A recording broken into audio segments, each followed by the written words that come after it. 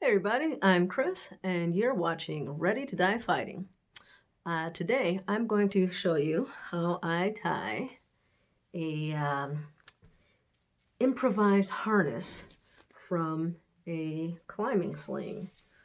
This one's very long, 240 centimeters, and it works great as a harness. So let's do it. Before I get into it though, I'm going to ask you to do me a favor and hit that subscribe button. The more subscribers and likes I get, the more encouraged I am to make content like this. So if you normally watch my videos and like them, hit those buttons. And if this is your first time here, well, welcome. I hope you enjoy it. And you know what, just give a preemptive like and subscribe, because I tell you, it's good stuff on this channel. Real good stuff. Let's do this. I'm going to zoom in on my crotchular area so you can see exactly what I'm doing. There you go. All right, so first step is to get this big sling. And yeah, 240 centimeters is the perfect size in my opinion. And you're just stretching your arms out and stepping right into the middle. That's the first thing I do. Then,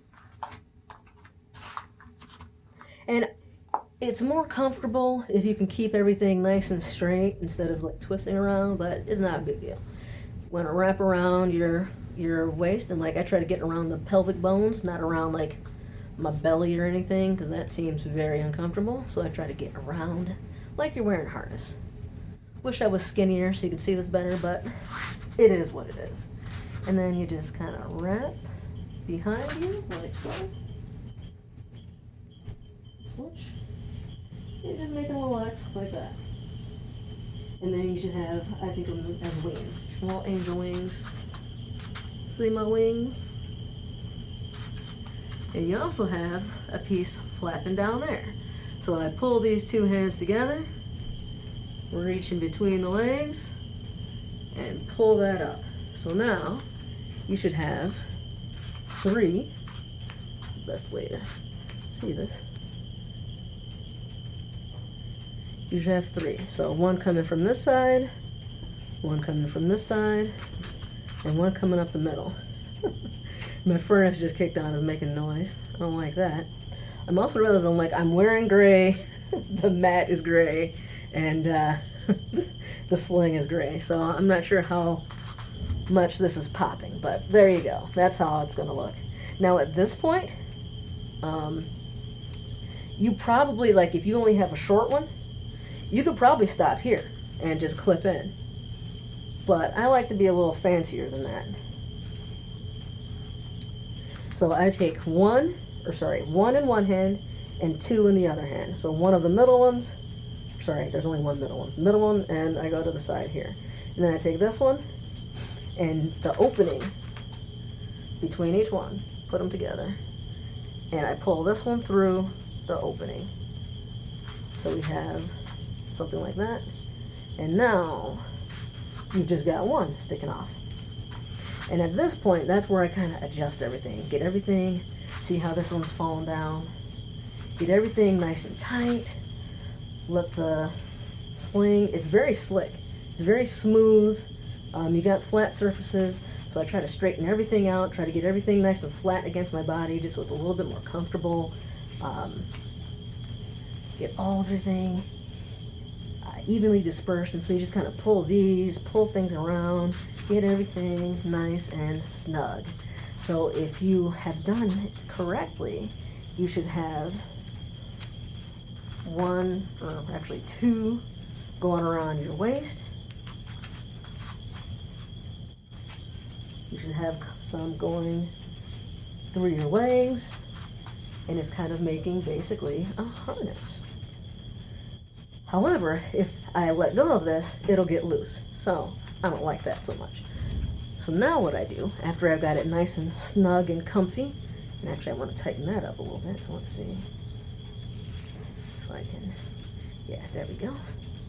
So now what I do is I just take this, and on the opposite side, so it's coming out on this side, I grab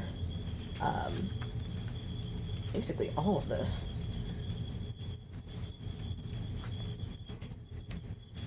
Not my clothes, but all of this here, and I tuck it underneath. All of them, and pull out. And I did loosen up when I did that, but it's because I'm trying to exaggerate and show you, but whatever, it's fine. And then I do the same thing on the other side. Just grab all of that and tuck it underneath. However, this time, just leave a little gap there. You see that little gap? And you put it through that loop. And now I can pull this and it's not tightening up on me anymore. No matter how much I yank on it, it doesn't get any tighter on me and it's not falling down, which is awesome. Now at this point, I could definitely clip in. However, it is a little bit longer than what I personally like. So I typically just fold it in, and depending on how skinny or fat you are, you may need to work it a little bit more, but for me, just folding it in and making a loop, and now I have 3. So let's see if you can see that. So I'm just taking this, folding it, going under, and now I have 3 loops basically. See that? And so now I clip into that. Take my locking carabiner and boom. Now, or actually I like going the other way.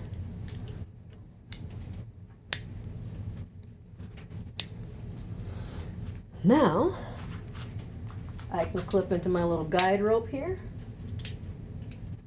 lock in, and carefully and safely traverse this ledge or iffy ground that I have. Oh, I'm so scared, I'm so scared, I'm so scared, I hope I don't fall. I wouldn't like paracord because it's so stretchy, but if that's all you got, fine. That's where this type of rope comes in. So this is like a climbing rope. It's static, so it's, I mean, there's gonna be some stretch, but it's minimal, especially compared to paracord. Paracord stretches a lot. This doesn't stretch much at all. It's also rated for climbing, which depending on where you get your paracord, it may not be. If you just get it from like, a lot of paracord is like for crafting purposes and stuff, so it might not be the real deal. Still, if it's all you got, you know, I guess use what you got. But if you plan on using it this way, get the good stuff.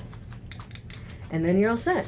Once you get to across it, you know, whatever, and I tell the boys we're not using this to hold you up. That's not the purpose. It's in case you fall. It's to give you some confidence, make you feel a little bit safer, so as you're crossing. And once you're all set, unlock it, come on out. And walking around with this, like, it's super light. I wouldn't want to hike in it all day, but I certainly could leave it on for a bit, just to make sure we got into a safe area in case I needed to do it again, and then pack it all up. It takes up very little space, it's very lightweight, and it was only, I think, 15 bucks. I feel like that's perfect, and you can use it for other things as well. So having a multi-purpose tool that could potentially save your life or help you rescue someone, but also just kind of give you a confidence boost when you're on maybe some sketchy ground, that's not a bad investment and doesn't take up a whole lot of room. So fold it up. You know, I just do it like this and put a carabiner on and into the bag it goes. And that's just not a whole lot of real estate, not a lot of weight. The carabiner is definitely the heavy part of it. But there you are. I hope that was helpful to you. I hope you enjoyed it. Let me know if you have any questions, or I'm also open to suggestions if there's an easier or better way of doing this, but I've tried it a few times now and it seems to work great. So, and yeah. Thanks for watching, and I'll catch you guys in the next video.